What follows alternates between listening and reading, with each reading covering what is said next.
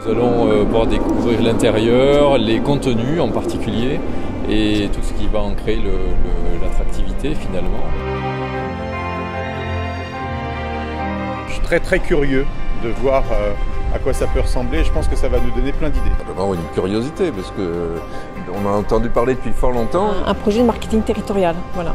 Je crois que la Cité du Vin, c'est vraiment l'emblème d'une réussite où on construit un cœur vraiment battant sur un territoire.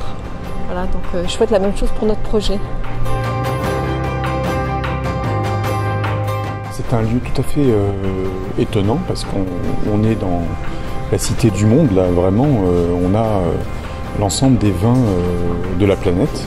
Alors bien sûr avec une part belle pour les vins de Bordeaux, c'est bien normal, mais on découvre véritablement un monde du vin universel, quoi. C'est tout à fait surprenant dans un lieu assez magique. On a une architecture qui rappelle un petit peu la cale d'un bateau, et là on va découvrir avec un audio guide toutes les étapes de la fabrication du vin dans toutes les civilisations qui ont connu le vin, donc de moins 7000 à nos jours. Donc on va approcher l'audio guide du symbole, et donc là l'animation se lance à la fois donc pour tout ce qui est œuvres vivantes, donc les films, les vidéos ou même les hologrammes comme on peut voir derrière, et puis en même temps on a donc le guide qui nous explique tout en détail. Alors l'exposition est effectivement un peu spéciale parce que, comme je le disais, ça marie un petit peu et le bâtiment et la façon dont le bâtiment a été réalisé. Il faut savoir qu'il a mis 36 mois pour se réaliser, 3 ans. Donc c'est un projet très complet, très complexe, mais je crois que le résultat en vaut la peine.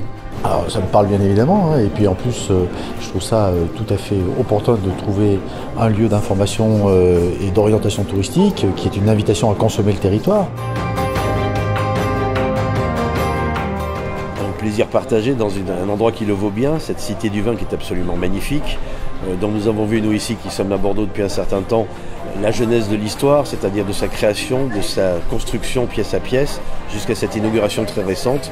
Un lieu magnifique et un vrai plaisir de se retrouver avec des Valentinois. Je crois que parce que effectivement je pouvais faire le lien entre Philippe Massol, qui est l'âme de la cheville ouvrière de cette cité du vin, et puis ce projet que vous êtes en train de mener dans la région valentinoise, qu'effectivement il me semblait intéressant qu'on puisse faire le lien. J'espère au moins que c'est à la hauteur des espoirs que vous fondez dans la création de cette structure valentinoise.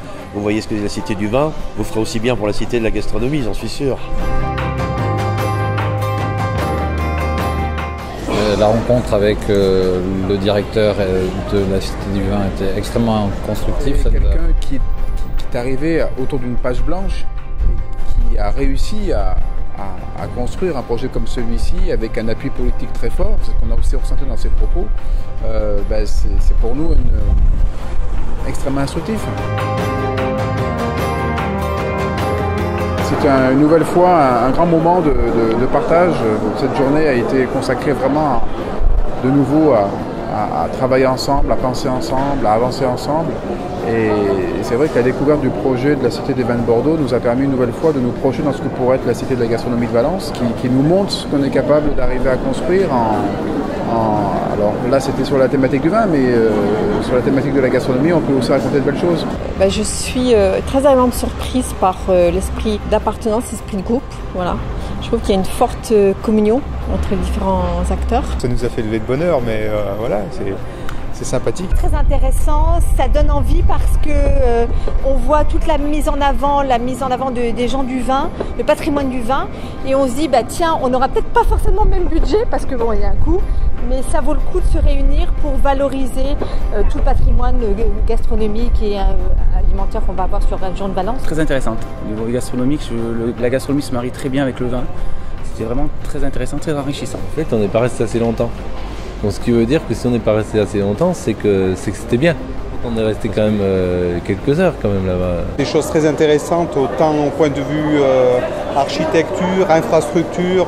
Déjà rien que les fondations et les travaux qu'on a vus en photo, qu'on soit sur le bord de la Garonne ou le bord du Rhône, on aura des mêmes problèmes, donc des choses concrètes. Ça ne va pas se faire comme ça, mais on voit que c'est jouable aussi. Donc si tout le monde y met de la bonne volonté, ça doit pouvoir se faire. C'est vraiment super intéressant. Alors, différence par rapport à nous, j'imagine, dans un premier temps, c'est qu'on est très monoproduit, c'est-à-dire qu'il n'y a que du vin, une zone marchande, une zone restaurant, 2 zones restaurant, plein de points communs, bien entendu, et un très gros investissement, je pense, au niveau du partenariat public-privé. Enfin là, ils ont un savoir-faire duquel il faudra s'inspirer, mais vraiment belle journée, beau voyage. Quelque chose qui m'a impressionné, c'est le niveau de mécénat, que ce soit dans l'investissement et également dans le fonctionnement. Ce qu'ils arrivent à faire à Bordeaux est incroyable. Voilà, un exemple à suivre sûrement pour nous. On était en quête de l'exceptionnel, de trouver l'exceptionnel, et on a vu quelque chose d'exceptionnel. Qu'est-ce qu'on peut attendre d'une journée aussi belle? Simplement le futur de ce qu'on va faire tous ensemble. Ce qui était important, c'est de voir ça tous ensemble et de le faire tous ensemble.